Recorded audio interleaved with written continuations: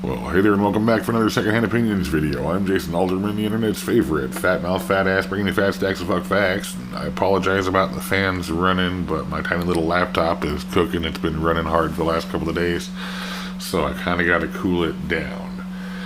Today I wanted to come and talk to you guys a little bit about, well, I went down to the store the other day, my local five and dime if you will, and I got myself some beers and bullets, and I was contemplating about the fires and the arson and the people in the local government getting fucked up for talking about it, and people in the bigger government either being afraid to talk about it or trying to cover it up.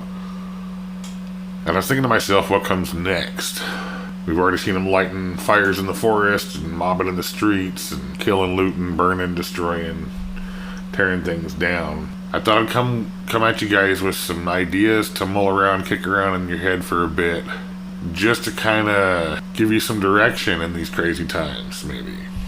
My first bullet point here is you see foot soldiers, not the generals. The people on the streets, the people out in the woods, the people wherever they are that are doing this terrorist activity are generally, I wouldn't call them useful idiots because they're malicious. They're not just stupid.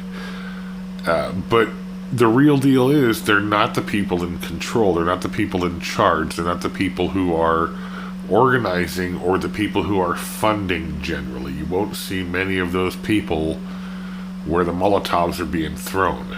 You just don't see their leadership. You see weak-minded, weak-willed individuals or opportunistic, selfish, and childish individuals who are out there destroying stuff and getting themselves arrested or hurt or whatever it is that they're doing on the streets today. But you don't see their leaders. Their leaders don't show up on the ground. Many of these people are delusional and terrified. Many of the people that you see on the streets, make sure we're facing the mic there, silly. Many of the people that you see on the streets have been so warped by the propaganda over the last 4 to 16 years that their entire life value has been hung on this ideology, this fight for right and just and their cause and all that stuff, this fight against racism and oppression and all this horse shit that doesn't really exist in America unless you're a part of their group. Then you see it everywhere because they use it against themselves. They're scared too, which makes them very dangerous because even if, like, say you're a farmer and you got sheep and you have a cougar problem and you put out some traps instead of just hunting the cougar for some reason, and you trap this cougar, you realize letting it go is going to be a dangerous affair. Even if you have no ill will towards the animal whatsoever, it doesn't necessarily know that, is not going to believe it. So the moment you open up that cage to let that critter go is a 50-50 shot whether it's going to want to flee into the woods or whatever, or whether it's going to want to turn around and take your guts out and eat your face. Because it's terrified. It's dangerous, but it's more dangerous in the moment because it's scared shitless. Antifa kids have caused a lot of problems, and they're starting to see people with high dollar values attached to their name, people with, bar association credentials attached to their name, people with government credentials attached to their name, and these people are all getting arrested, and that didn't used to scare them because they'd get arrested and they'd get drummed out on the streets the very same day and go back and do the same thing. Like the fella who committed a handful of arsons got arrested, they turned him out. I think a few hours later he went and lit 6 more fires for a total of a dozen, I believe. At this point, all the facts are starting to run together, so don't take that for granted. I didn't show you it, so I just said it. But they're letting people back out that are turning around to go commit crimes. They're arresting people because some lady called the cops because some guy was harassing her and sexually, and they let him go. He went back and murdered her. So just understand they're getting in trouble now, so they're terrified. They're also understanding that there's a resistance in the populace, that the idea that this insurrection, that this terror war coup on America has now got the attention of American people who who do give a shit, they're gonna meet like the lady who stopped the would-be arsonist on her property with nothing but a book of matches, and she pulled him over and got out her pistol and called the police on him and had him arrested. That sort of thing is happening more and more because we're sick of this shit. We're fed up with it, and if we're not going to get any help from the system, then we're going to help ourselves, and that's what they're seeing out there. And it doesn't really matter if there's problems after the fact, because I stopped you from burning down my whole world, didn't I? So Americans are coming to the realities. Push come to shove, they don't have a choice. Number 3, what next in the form of the way they are attacking us? We've seen the arson, we've seen the assault, we've seen the destruction, the improvised explosives, we've seen improvised weapons evolve right up to shooting people with handguns in cold blood in the streets. So why would they stop at lighting the forest on fire? Why would they stop at trying to wrap blankets around gas lines at buildings in Portland and lighting them on fire? Why would they stop by, or why would they stop at having angry mobs come to your house and harass you in your home while you sleep, threaten you and burn your home down, because that's happened? Why would they stop there? They have a goal, they have an agenda, not the people on the street necessarily, but the people in control of them do. And their agenda is guerrilla warfare in a coup attack against the state. The real truth is, you and I are not the targets of their leadership. We may be targets of opportunity or targets of hate by the individual foot soldiers, but the generals don't care if we live or die. In fact, they'd rather that we lived and suffered so that we would argue for their cause in an effort to help ourselves. If a gangster comes to your house and starts poking you in the leg with a knife, you don't scream for more gangsters, but that's what they want you to do. So if they're not going to stop at rioting, and they started with some protests maybe, and that quickly escalated into riots that turned into all the shit we've seen for the last 4 years. And they just keep escalating. Why wouldn't they escalate to larger incendiary type devices or explosive type devices that are meant not to look like fireworks but to be more devastating? If they're willing to light the forest on fire and burn you out of your homes and towns, kill your children in a blaze of hell, and if they're going around, like we've heard and seen on the news, chopping down telephone poles with chainsaws in an effort to start more fires and to deny some people of power and electric resource, why would they not start targeting things like power stations or water reservoirs or other bottlenecks in your natural resource flow? Why would they not start trying to cut the people off from the things that they feel provide them safety and security? A lot of people out there are scared, and I'm sure a lot of you guys are probably pretty scared right now too. This is getting crazy, and it doesn't show signs of stopping. Rumors come through the scuttlebutt that win or lose, regardless of which candidate or however the election turns out, that people will be unhappy, and they've fostered that on purpose so that there will be civil unrest, so that they will have a smokescreen, if you will, to go out and commit acts of terror. They'll rile up the population to go out and make a scene, and while that scene is happening, they will show up with targeted, specific, intentional, opportunistic attacks. And like I said, there's no reason to expect they wouldn't start going after power stations, water reservoirs, small outlying communities, specifically any place where there's a bottleneck in the resources that you get from the system and you have been taught to need and rely on.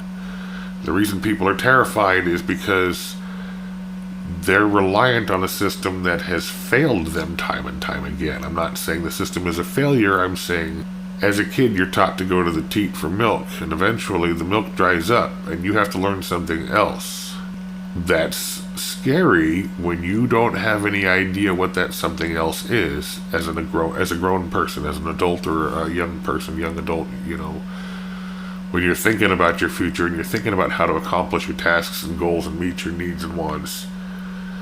It becomes very terrifying when you realize, I don't know.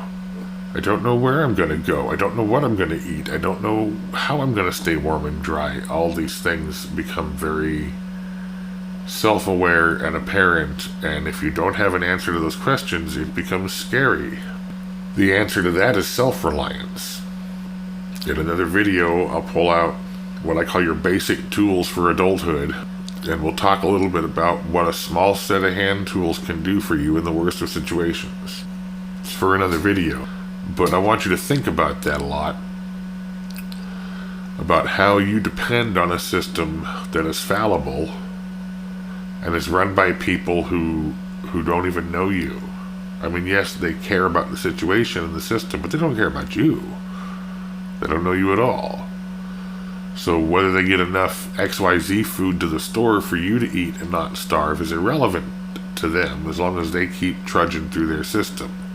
You need to find a way to know for yourself for certain that when things go south and the system fails you, you have alternatives. And the reason for that is I don't want you folks to end up in some damn FEMA camp. Okay, we saw what that happened in Hurricane Katrina a few years back. A good few years back, but they locked people up, shipped them into the football dome, took away their food, ammunition, water supplies, dispersed it to others, let people suffer, and then left those who were still clinging to the hope of support from the system to be robbed by gang members, etc., of whatever they had left after FEMA took all their goods and valuables. Don't let that shit happen to you. If FEMA comes knocking on my door, I'll tell them where they can go and how to get there. And then I'll tell them next that if you don't fuck off, I'll consider you the enemy. So you just better leave. I don't want to see you guys end up on some FEMA boat, on some FEMA camp, whatever. When the system fails you, you need to have an understanding of how to manage that for yourself. How to food yourself, how to water yourself, how to shelter yourself. Where are you going to get sleep? Do you have somebody watching your back while you're doing that? Do you have a community of people? Because you're going to need one. They plant the seed. Shit for brains makes fertile soil. And the education system has made sure of that. A lot of these people have lived their entire lives under a system of indoctrination, and they believe in their heart of hearts everything they've known, everything they've been taught, everything they've been told by every person in authority, has indoctrinated them, has taught them terrible things about their history, about their society, about their government, about their neighbors. We need to find a way to combat that on a number of levels. And I bring it up so that you can start addressing this maybe in some people that you care about. I saw a Reddit post from like r/communism or something where a poster was talking about how they did not want to have to kill their family members, so they're having very hard discussions that hurt and make everybody cry. But she's changing minds and bending wills to communism. I can appreciate your perspective, but you do understand that it's you and your side making the war. So you have decided for your ideology that you will kill your own family. What the fuck is that? Before it ever gets to that point, if there's somebody in your life that is addressing these ridiculous and ludicrous radical ideas, you may want to set them down and give them some maybe gentle encouragement to understand that they're making the situation what it is, and if bloodshed comes of it, they're the guilty party. And that has been proven not only in this instance, but all throughout history. Communism murders people. Socialism is communism light. Marxism wasn't, but has become a far step of socialism light. I don't know what to tell you. It's just the way it is. Communism kills. Ask anybody who's ever fled a communist state. Ask any history book that's ever reported on a communist state. Ask Mao. Ask Stalin. Ask the people who died in the famines. Yeah, parts of history that are labeled and named. Hey, remember that thing? That sucked. These things happen a lot under a lot of different societies, but communism is notorious all throughout any kind of recent history for just slaying populations. If they're willing to kill their own family members for their ideology during a war that they pushed, you gotta try and save these people. Because they're looking for blood.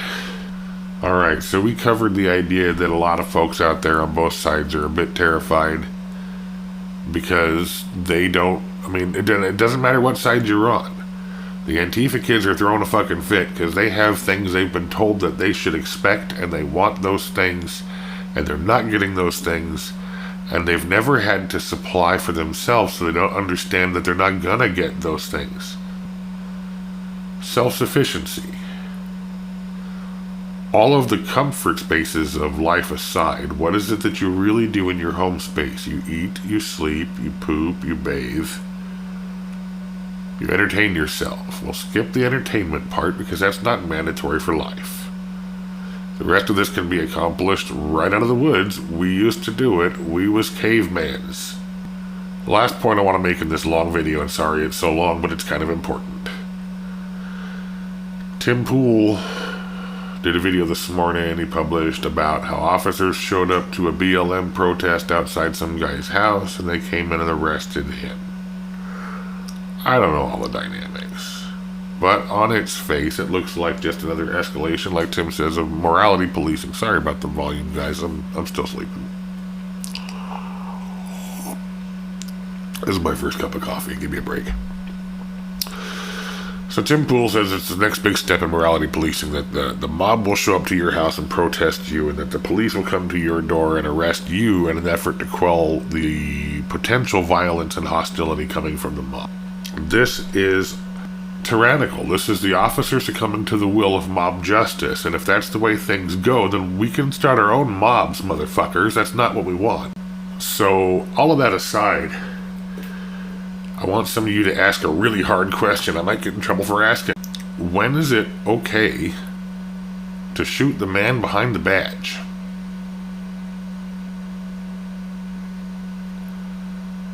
When do they stop being police and start being the terrorists themselves? I'm not going to tell you where to draw that line or if you should draw that line, but I tell you, for me, when the cop decides to rape my family, that line has been crossed. When the man or woman behind the badge decides to draw down on me illegally for no good purpose, that line has been crossed.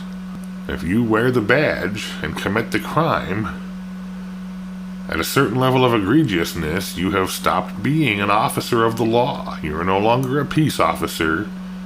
You are now a tyrant terrorist with a gun and a badge. And I don't give a damn who you are. If you're trying to rape my kids, I will stop you. So ask yourselves this question. At what point does it become okay to shoot the man behind the badge? When has he turned his back on that badge and is now using it as a form of oppression and violence against you? Let's all pretend like our opinions matter. Leave them in the comments below. And remember, this is social media, so do all the things.